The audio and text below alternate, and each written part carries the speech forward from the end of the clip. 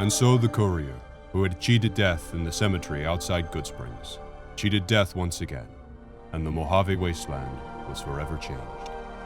The courier, with the aid of Yes Man, drove both the Legion and the NCR from Hoover Dam, securing New Vegas's independence from both factions. With Mr. House out of the picture, part of the Securitron army was diverted to the Strip to keep order. Any chaos on the streets was ended quickly. Chaos became uncertainty, then acceptance, with minimal loss of life. New Vegas assumed its position as an independent power in the Mojave. Supporting the ideals of independence, the courier was recognized as the man responsible for a truly free New Vegas. He ensured Mr. House's tyranny was broken, and neither Caesar's Legion nor NCR would ever gain control over New Vegas. Still grappling with the self-doubt over his usefulness in the face of old age, Raoul was never able to find peace with himself. Eventually, he left the Mojave and assumed a new name, as he had done so many times before. Buried beneath tons of rubble, the Mojave chapter of the Brotherhood of Steel was no more.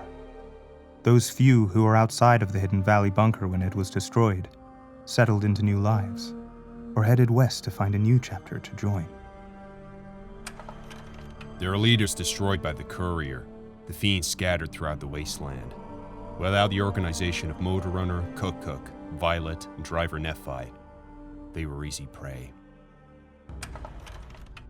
Arcade was tending to the locals of Freeside when he learned that Caesar's Legion had been defeated, and NCR was being pushed out of New Vegas.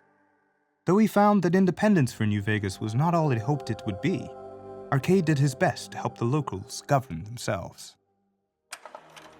With New Vegas's independence formally declared, Goodsprings thrived.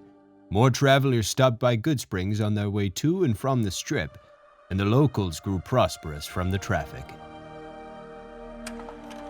After generations of being beaten down, the great cons were finally broken by the courier. Those few who avoided the courier's wrath moved north into the wilderness of Idaho, where they tried once more to rebuild. Thanks to the courier and Lily, a cure for the Nightkin schizophrenia was found shortly after Dr. Henry's experiment concluded. Nightkin and other supermutants in the wasteland flocked to Jacobstown, and the town became known as a haven where a mutant could find peace. Lily continued to take her medicine at half doses, and although she remembered her grandchildren, her mind remained muddled and confused. Eventually, she parted ways with the courier and traveled west, seeking the remnants of her past. The Kings retained their control of Freeside, and while they continued to favor the needs of locals, they tolerated the citizens of the defeated NCR. Having never received a replacement brain, Rex finally succumbed to old age, abruptly shutting down forever one quiet morning. After 2 centuries of life and decades of service to humanity, Rex collapses and dies.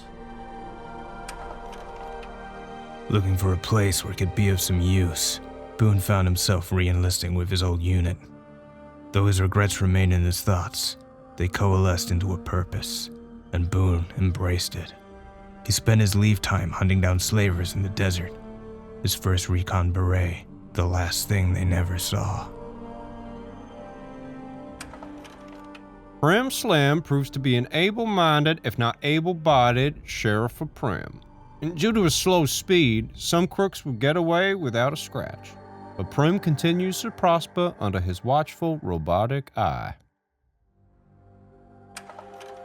After the death of Chief Hanlon, the power of NCR's Rangers was broken for years. Their organization, so reliant on the wisdom and guidance of its elder members, became a shadow of what it once was to people across the wasteland. After their bold arrival at Hoover Dam, the remnants disappeared as quickly as they came.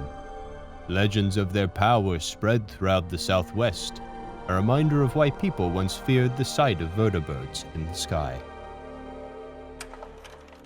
And so the courier's road came to an end, for now. In the new world of the Mojave Wasteland, fighting continued, blood was spilled, and many lived and died, just as they had in the old world, because war never changes.